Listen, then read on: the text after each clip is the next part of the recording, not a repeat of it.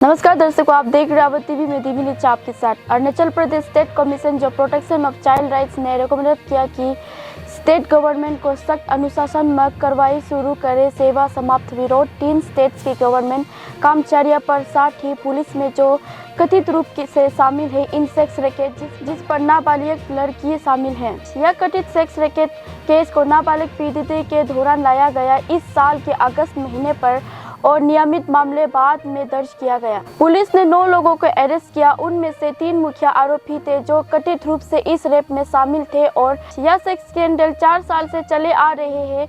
2019 से लेकर अब तक के 2024 बताया गया। इस केस के दौरान चाइल्ड पैनल जिसने स्व मोटो लिए जिसे टर्म किया गया 4 साल के रैकेट का ऑपरेशन और नाबालिगों के यौन शोषण की सूचना दी गई अलार्मिंग। इस रिपोर्ट ने कथित से बताया कि मुख्य आरोपी चाया दुलम जो फीमेल अटेंडेंट है department of health and family welfare अर्थात उसके हस्बैंड डेविड दुलम जो सर्वसेक है वाटर रिसोर्स डिपार्टमेंट, इन दोनों ने लालच दिया इन एडोलेसेंस लड़कियों को इस सेक्स रैकेट पर काम करने के लिए। रिपोर्ट्स के अनुसार पीड़ित ने बताया कि उनका बार यौन शोषण किया जाता है। कमीशन ने सरकार कर्मचारियों के मिल बगैर पर जताई चिंता। ऐसे जग नए अपराध में और रिकमेंड किया स्ट्रिक्ट डिसिप्लिन एक्शन लिया जाए। साथ ही सेवा समाप्ति का भी यह इन्वेस्टिगेशन पुलिस कांस्टेबल पर भी किया जाए जिनका नाम है हेनू नैहम, जिसने कथित उन नाबालिगों को इस रैकेट पर काम कराने का मजबूर किया बचाने के बजाय। यह सेक्स रैकेट 2019 से चल रहे थे ईटानगर के रेस्टोरेंट कम बार के बेस में। छाया दुलम और उसके गैंग लगातार शामिल कर रही इस धंधे पर जिसमें नाबालिगों को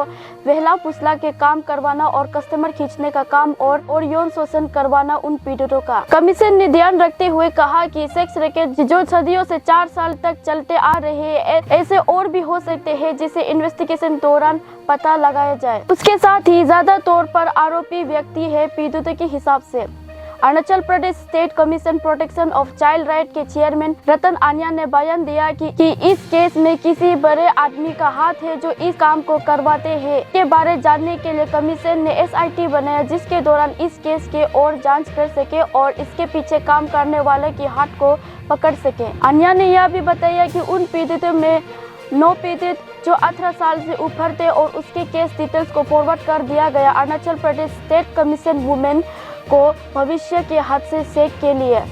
इसी के साथ समाचार यहीं पर समाप्त होता है। जानकारी के लिए देखते रहे अवध टीवी पर।